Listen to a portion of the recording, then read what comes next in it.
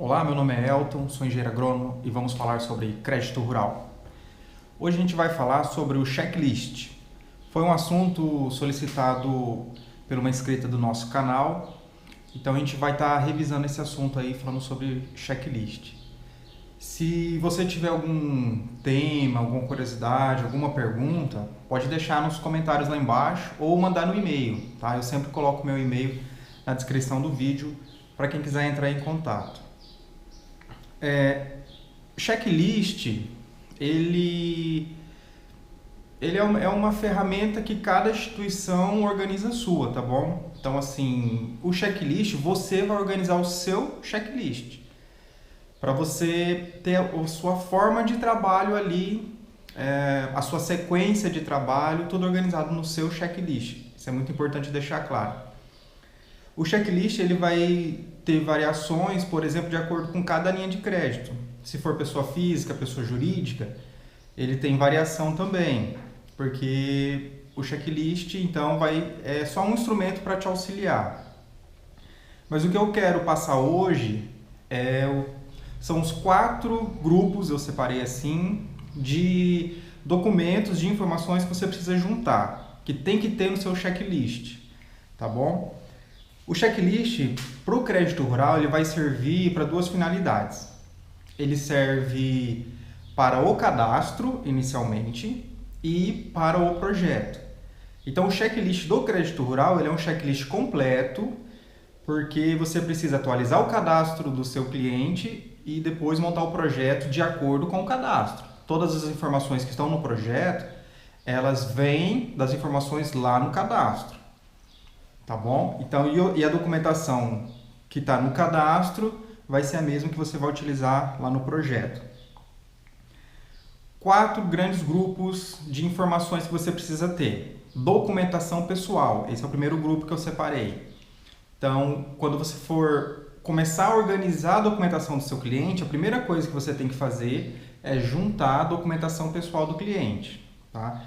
O que tem nessa documentação pessoal? RG, CPF, a comprovação do estado civil.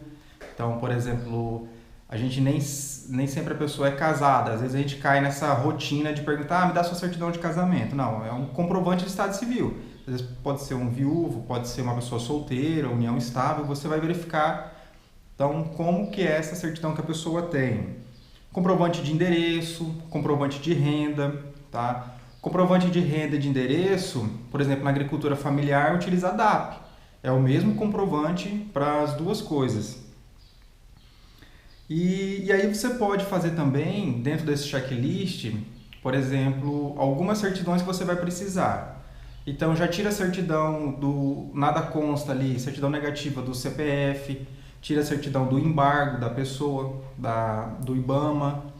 E se na sua região tiver mais alguma outra necessidade, então já coloca no seu checklist ali, para você tirar. Relacionado ao CPF, é o nome da pessoa. Às vezes ao Serasa, alguma coisa assim, que você precisa saber essa situação. Como que está o nome da pessoa, tá bom? Do cônjuge, então, também acompanha toda essa documentação do cônjuge. Então, do crédito rural, você precisa atualizar o cadastro do proponente e do cônjuge do proponente também. Tá? Tranquilo até aí, a documentação pessoal precisa, para você iniciar qualquer projeto, você inicia pelas informações pessoais. Depois eu quero gravar um vídeo explicando como fazer o projeto, tá?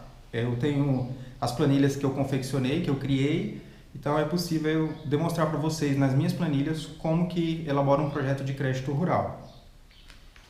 Segundo grande grupo, então, você juntou a documentação pessoal, você vai para a documentação do imóvel, porque todo crédito rural você vai vincular a algum imóvel, alguma propriedade. Então, qual é a documentação que o seu cliente tem deste imóvel? É uma escritura, um título, um contrato, tá? A pessoa não precisa ser o dono do imóvel, ela pode ter um contrato de comodato, um contrato de arrendamento, mas ela também precisa ter a documentação de origem desse contrato, é importante acompanhar também. Aí vem o ITR, que é o Imposto do Territorial Rural, o Imposto do Imóvel. Você tem também o CCIR, o CAR, Então, todos esses são os documentos relacionados ao imóvel. Tem que estar no seu checklist. O que mais você vai precisar? Certidão de inteiro teor atualizada, certidão de embargo do imóvel, fazer uma consulta, porque a área embargada não pode ser beneficiada. Então, é importante que você tenha certeza de que não tem nenhum problema ambiental nessa área. Então, toda a documentação relacionada do imóvel você organiza. Quando a pessoa tem vários imóveis, eu sempre fazia assim. Eu numerava os imóveis para me organizar. Então, eu pegava o checklist e pegava assim, o primeiro imóvel. O que eu tenho do primeiro imóvel? Então, a escritura, ITR, CCR, o CAR, eu organizava tudinho. Para não ter problema depois de chegar lá na instituição financeira, voltar, porque um dos imóveis você esqueceu, por exemplo, de um documento do ITR. Tá? Muitas vezes também vai ter algumas certidões negativas, certidão negativa do ITR, então nada consta. E aí na sua região pode ser que tenha alguma variação também aí, tá? Às vezes a instituição pede o demonstrativo do CAR para você mandar junto, então entra no site, tira o demonstrativo, imprime e manda junto. Então já falamos de dois grandes grupos. Começa com a documentação pessoal, junta essa documentação. A segunda parte é a do imóvel, junta a documentação do imóvel. E aí você vai partir para a atividade, tá? Porque você tem que ter documentações que comprovem a atividade. Normalmente, quando é pecuária, você vai pedir a ficha do gado, a relação do rebanho. Mas, dependendo se for alguma outra atividade, você vai pedir notas fiscais de anos anteriores, para saber qual foi a produtividade, qual foi a receita. Às vezes você precisa também tirar o Sintegra, para ver o objetivo que tem lá no Sintegra. O Sintegra é o cadastro de inscrição estadual, tá?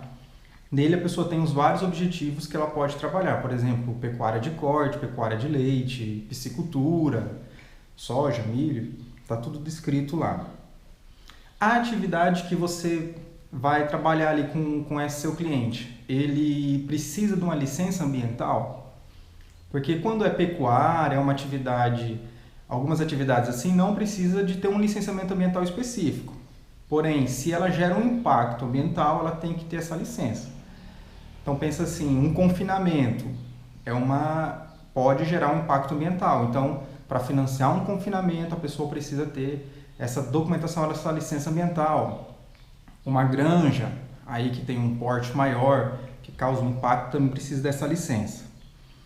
A outorga da água, nesses alguns casos então que vai precisar utilizar água, por exemplo, como irrigação. Então são coisas que a atividade vai exigindo que a gente precisa estar documentado para isso.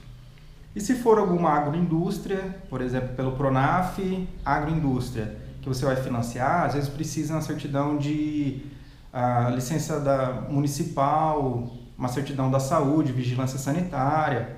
Então a atividade também tem que ter essas licenças.